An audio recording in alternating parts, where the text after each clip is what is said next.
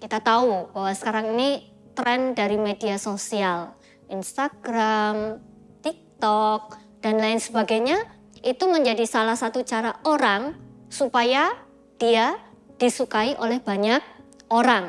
Kalau tidak masuk dalam kelompok tersebut gitu ya, maka biasanya dia tidak akan suka pada kelompok tersebut gitu kan. Biasanya kan seperti itu. Jadi kalau aku bukan kelompok mereka, aku bukan bagian dari mereka, maka biasanya kan tidak akan suka. Mari kita kembali melihat diri kita masing-masing sebagai gereja. Diri kita sendiri ini adalah sebagai gereja gitu ya. Kalau kita ini gereja yang bertumbuh atau gereja yang tidak bertumbuh.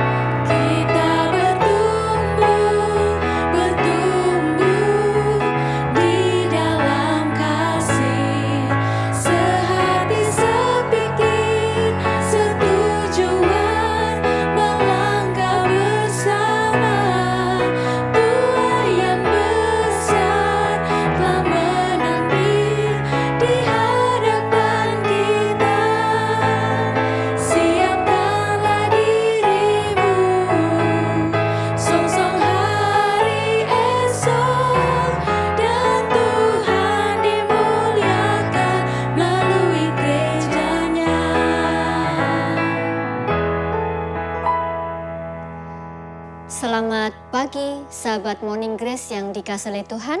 Selamat pagi Kak Ella dan juga Kak Kevin. Selamat pagi Kak Juan. Pagi hari ini kita akan bersama mendengarkan firman Tuhan.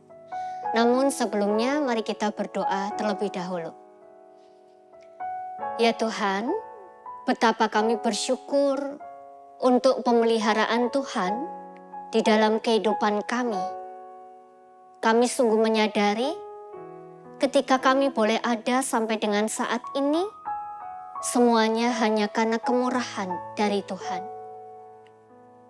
Bapa dalam sorga, saat ini kami memohon kiranya Tuhan melembutkan hati kami ketika kami akan membaca dan merenungkan firman Tuhan.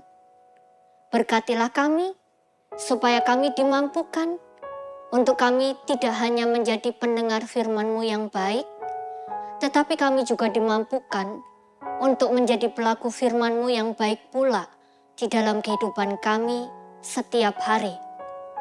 Ini kami Tuhan, kami siap untuk mendengarkan firman-Mu. Amin. Sahabat Morning Grace yang dikasihi oleh Tuhan, firman Tuhan pada pagi hari ini diambil dari Kisah Para Rasul pasal 2 ayatnya yang ke-47. Sambil memuji Allah dan mereka disukai semua orang. Tiap-tiap hari Tuhan menambah jumlah mereka dengan orang yang diselamatkan. Ada begitu banyak cara, ada begitu banyak ragam usaha yang dilakukan oleh manusia supaya dirinya disukai. Setuju atau tidak ini Kak Ella? Ya, sangat setuju ya. Orang berlomba-lomba melakukan berbagai macam cara supaya dirinya disukai. Salah satunya nih ya, ada orang yang mati-matian menjaga penampilan fisiknya. Ya kan?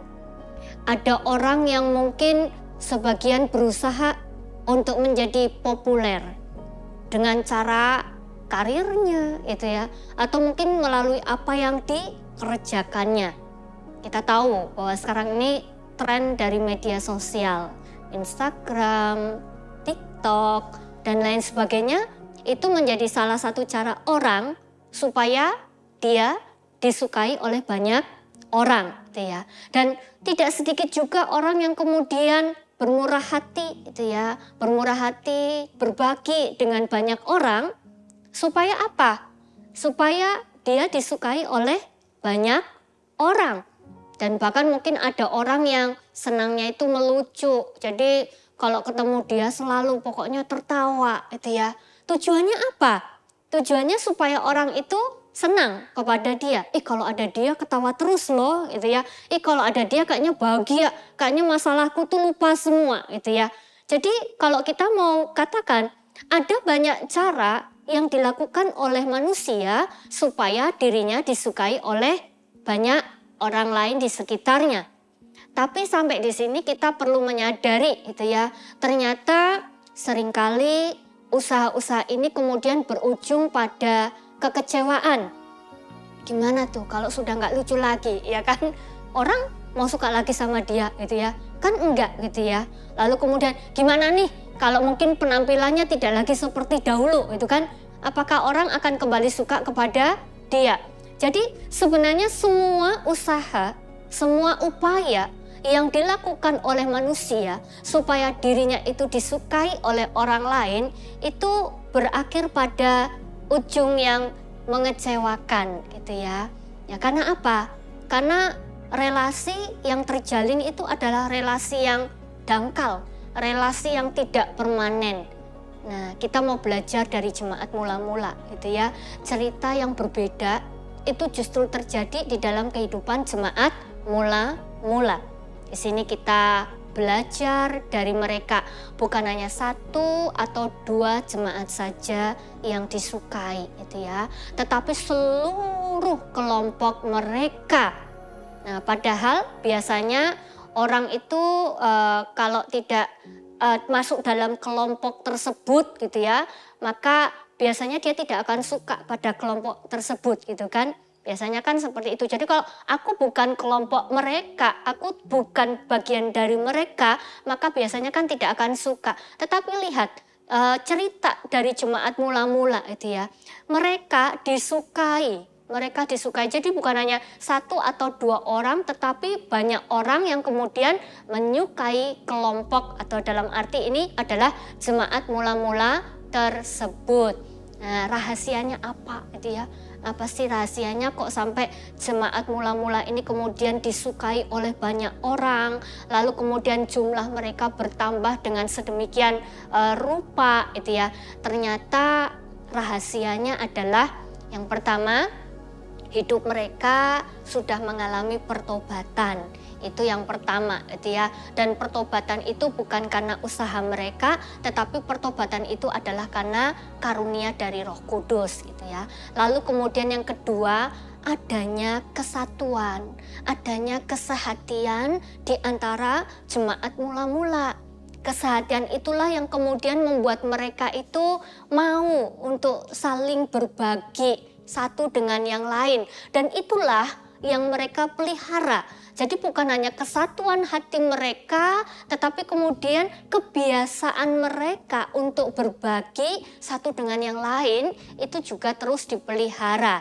Dan tidak hanya itu juga, ternyata mereka juga selalu ingat dan selalu mengucap syukur untuk apa gitu ya, untuk pengorbanan Kristus yang sudah menebus dosa mereka. Dan tidak hanya itu gitu ya, mereka itu hatinya tulus. Jadi saya membayangkan ketika mereka berbagi gitu ya, mereka tidak punya agenda terselubung gitu ya. Mereka tidak punya kepentingan, kalau aku memberi supaya aku tuh nanti bisa disukai gitu ya, supaya aku nanti mendapatkan keuntungan dan lain sebagainya. Jadi murni gitu loh, murni ketika mereka menerima orang lain gitu ya, ketika mereka berbagi, itu semuanya itu adalah murni karena kasih mereka kepada Kristus. Nah, hari ini mari kita kembali melihat diri kita masing-masing sebagai gereja. Diri kita sendiri ini adalah sebagai gereja gitu ya. Kalau kita ini gereja, kita ini gereja yang bertumbuh atau gereja yang tidak bertumbuh. Ya, kalau kita gereja yang bertumbuh, puji Tuhan dong gitu kan. Tapi kalau kita ini gereja yang tidak bertumbuh, wah, mari kita segera bercermin gitu ya. Mari kita belajar dari jemaat mula-mula gitu ya. Benar bahwa kita tidak bisa meniru sepenuhnya kehidupan orang percaya di masa lalu, karena kita hidup di masa kini, kan kita tidak mungkin juga gitu ya. Tetapi kita dapat meneladani kehidupan mereka.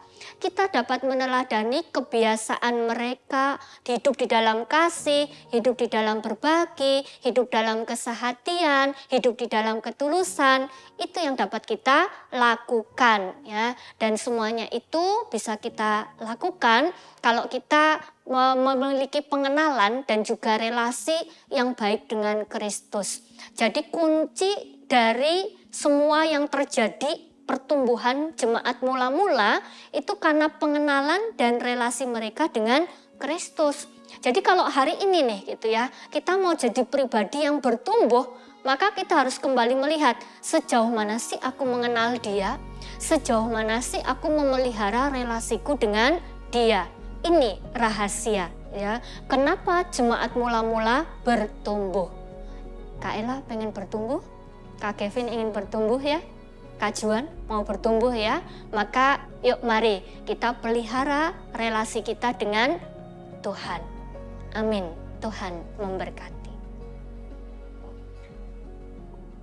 Terima kasih ya Tuhan. Pagi hari ini kami diingatkan melalui kehidupan jemaat mula-mula. Mereka bertumbuh di dalam kasih. Mereka bertumbuh di dalam segala yang baik, oleh karena mereka memiliki pengenalan yang baik akan Kristus. Mereka memelihara relasi mereka dengan Kristus, sehingga mereka boleh terus bertumbuh. Pada hari ini ya Tuhan, kami melihat diri kami kembali. Kami bersyukur Tuhan menolong kami supaya kami boleh mengevaluasi diri kami. Kalau hari ini kami menjadi pribadi yang belum bertumbuh atau mungkin tidak bertumbuh, maka kami mau untuk kami boleh mengawali segala sesuatunya.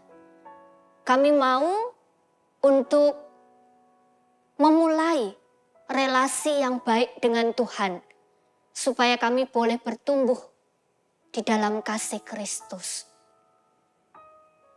Terima kasih ya Tuhan. Kami berdoa di dalam nama Tuhan Yesus. Amin.